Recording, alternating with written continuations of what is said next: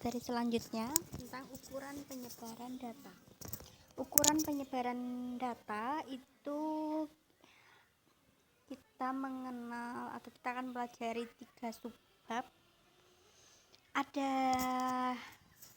jangkauan atau range, ada simpangan rata-rata, dan juga yang terakhir ada varian atau ragam dan simpangan baku.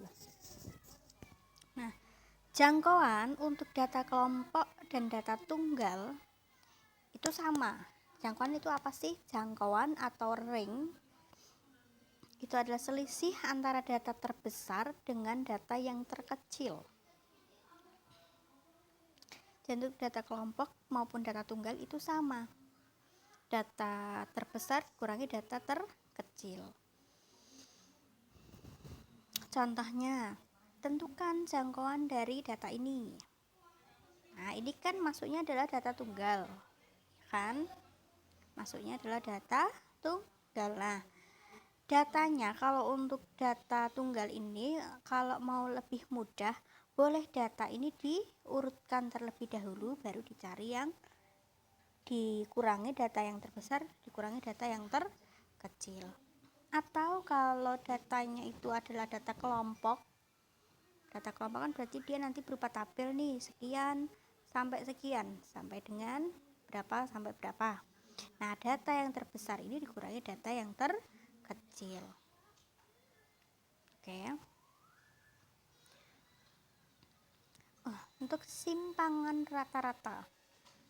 Simpangan rata-rata itu artinya penyebaran nilai dari nilai rata-rata dari suatu data. Penyebaran. Nah, simpangan rata-rata untuk data tunggal dan data kelompok itu berbeda.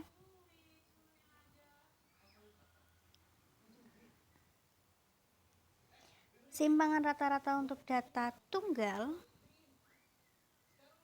nah itu yang pertama kita cari dulu rata-ratanya atau X-bar. Kita cari dulu X-bar atau rata-rata. Nah, itu dibaca rata-rata atau dibaca X-bar. Nah, kemudian XI itu adalah data dari data pertama sampai dengan data ke I. XI itu data nilai data pertama sampai dengan nilai data ke I. Oke.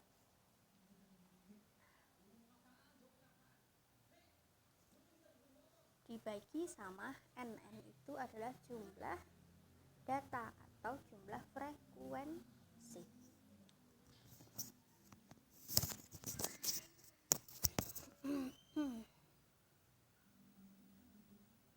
Contohnya misalkan, nah ini ada nih, tentukan simpangan rata-rata dari data 5, 6, 8, 5, 7. Nah, yang pertama kan kita tentukan dulu rata-ratanya. Dari ini itu rata-ratanya itu berapa?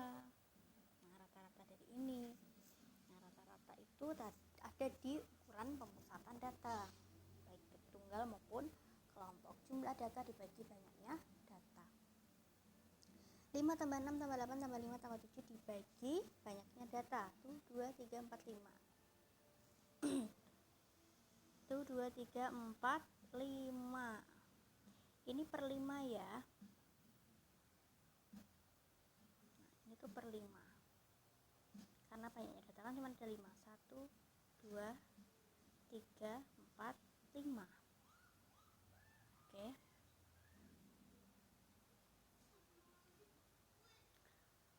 5 tambah 6 tambah 8 tambah 5 tambah 7 itu totalnya berapa? Totalnya 31 per 5. 31 dibagi 5. Bener ya, 6,2. Jadi ini pernya bukan per 6 tapi per 5.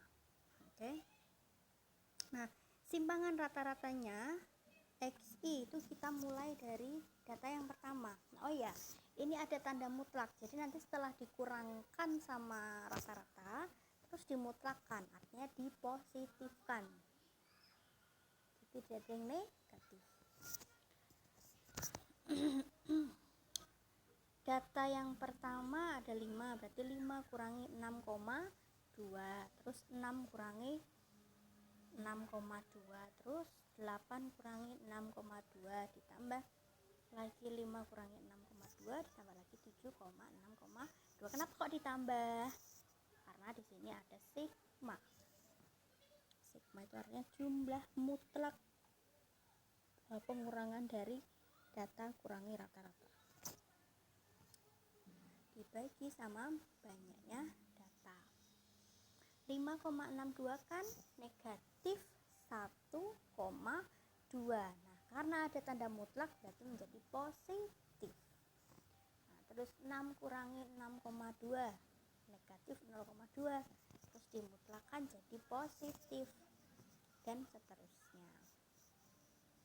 Ditambah kemudian dibagi 5. Pembaginya bukan 6 tapi 5.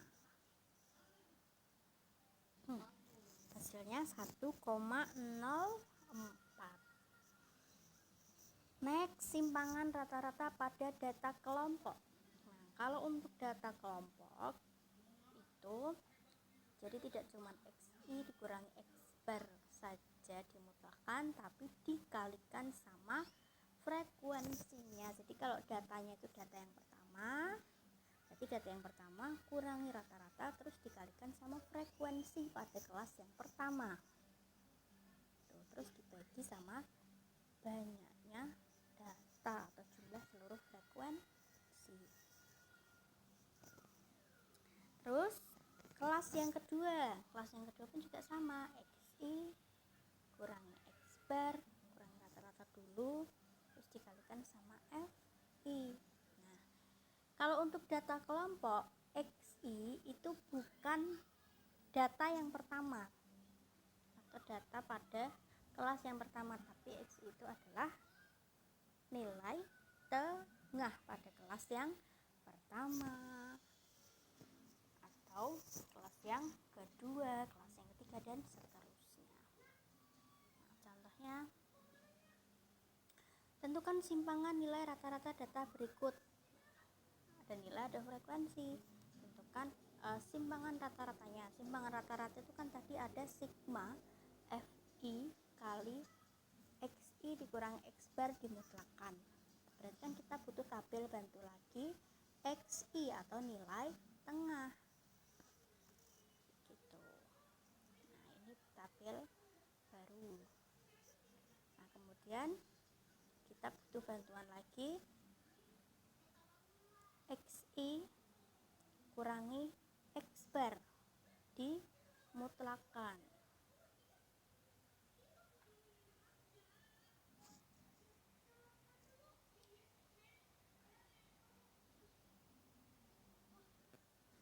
Nah, terus baru frekuensi atau F kali mutlak XI kurangi X bar.